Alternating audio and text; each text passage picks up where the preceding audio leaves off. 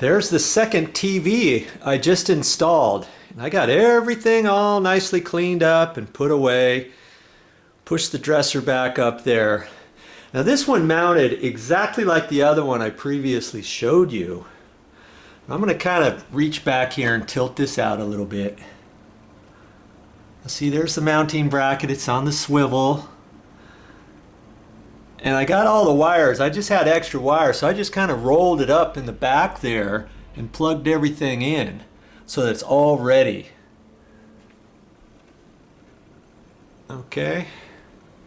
And you can adjust that however you want up against the wall. I've got it slightly tilted out a little bit. And that's all nice and dandy. Hey, if you can install one TV, there's nothing you can't do with the others.